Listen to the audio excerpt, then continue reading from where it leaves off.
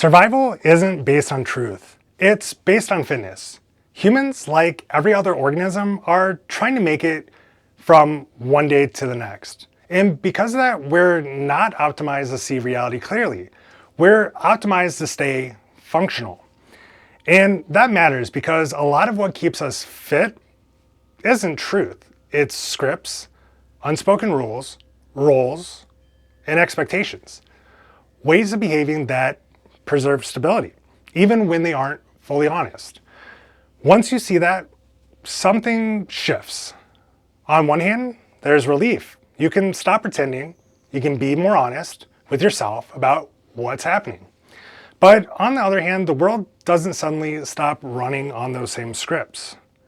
There's still a game being played, not in a malicious way, but in a practical one. Optics still matter. Feelings still shape decisions. Honesty often comes from limits, timing, and small accommodations. And this is where the phrase ignorance is bliss comes from. If you don't have to notice any of this, if you can suppress it, it's easier to stay focused on surviving inside that system. But if you never understand how the game's played, there's no way to navigate it intentionally. So that leaves us a choice not between truth and survival, but between unconscious participation and informed participation. And if you're watching this, you're probably already felt the pull towards awareness.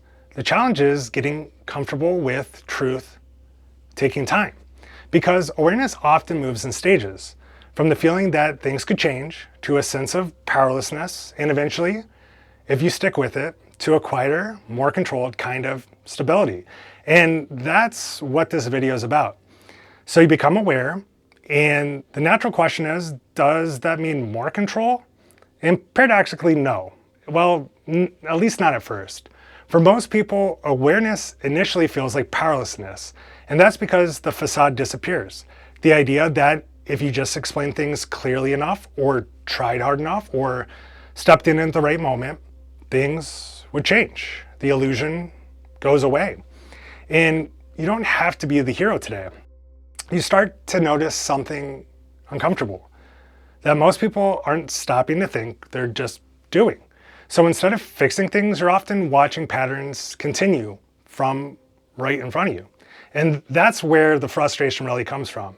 You've paused, you've thought about the trade-offs, you've asked, what are we actually even getting out of this? And the responses you keep running into is, this is just the way we do things. Not because people are malicious, but because what's familiar feels stable. That realizing can be deeply disappointing. It can start to feel like pain is being maintained instead of addressed.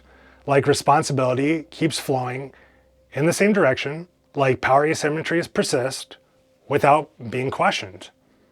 It can feel maddening, especially when you recognize that pushing harder usually doesn't help.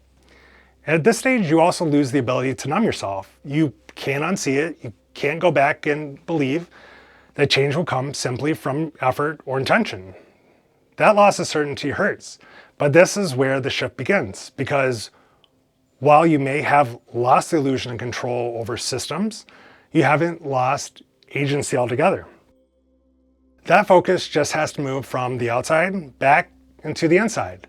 You can influence what you pay attention to, how you interpret what you see, where you place your time and energy, and which outcomes are actually within your reach.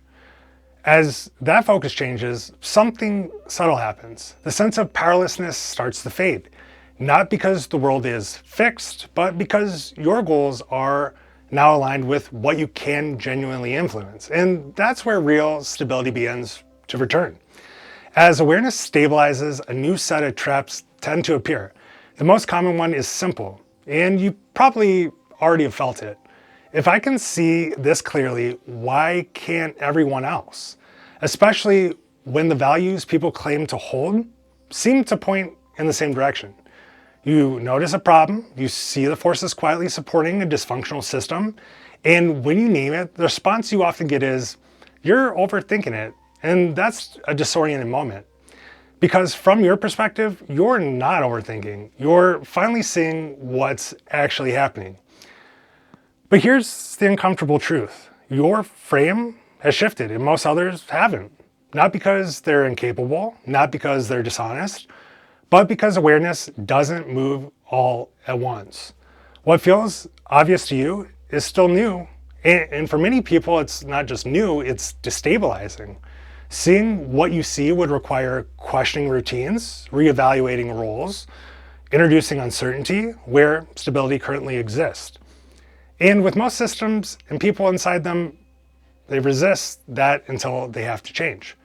And you expect awareness to spread automatically, and frustration builds. It can turn into thoughts like, nothing ever changes, nobody cares. Why am I even here? And those feelings are understandable, but they're also a signal. Not that you're wrong, and not that everyone else is bad, but that your expectations now are misaligned with that reality.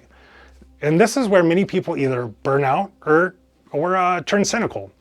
But there's another option. Instead of trying to move everyone at once, you begin to reallocate not your values, but your effort and emotional energy away from persuasion, away from explanation, and towards what you can actually influence. And that shift doesn't mean giving up. It means choosing stability.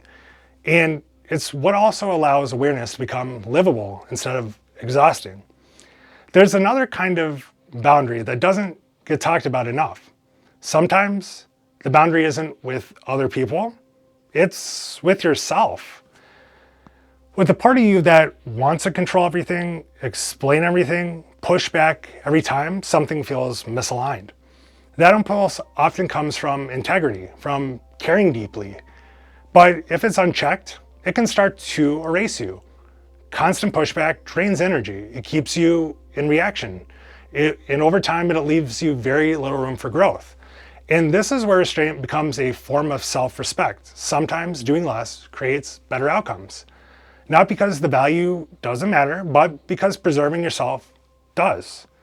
There are moments where holding a principle loudly costs more than it changes. And when choosing when not to engage isn't abandoning yourself, it's protecting your capability to live them over time. A boundary with yourself says, I don't need to fight every battle. I don't need to prove what I see.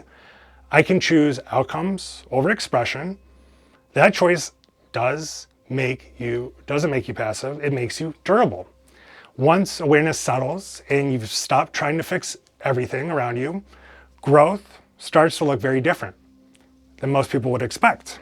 It's quieter, not because nothing's happened, but because the changes are internal first. Growth from here rarely shows up as dramatic decisions to explosive moments where everything finally makes sense. More often, it shows up subtly in quieter decisions, choices you don't announce, moments where you notice something isn't aligned, and you adjust without making a case for it. It shows up in fewer explanations. You stop trying to help people understand you, not because you were given up, but because you've realized that understanding can't be forced. You explain when it's useful and stop when it isn't. Growth also looks like slower exits, not storming out, not dramatic breaks, just a gradual shift of attention, effort, and availability away from places that constantly drain you and towards ones that don't. You don't have to burn bridges to stop crossing them. Boundaries become cleaner yes or no decisions, less negotiation, less internal debate. You start asking, does this add value or take it? Does this require me to shrink or perform? Is this sustainable for me over time? And when the answer is no, you don't need to justify it. Another subtle shift happens too. You begin to personalize resistance less. When people push back, dismiss, or stay the same, it no longer dramatically feels like rejection to you. You recognize it as habit, fear, incentive, timing. Not a verdict on your worth or clarity. That alone frees up enormous bandwidth. And this is the part many people need to hear clearly. If nothing is exploding right now, if there's no big breakthrough, no dramatic transformation, you're not failing. This phase is about durability, not momentum. You're learning how to live with awareness without burning yourself out. How to stay intact without needing the world to change on your timeline. That kind of growth doesn't always look impressive from the outside, but over time, it quietly changes everything that actually matters.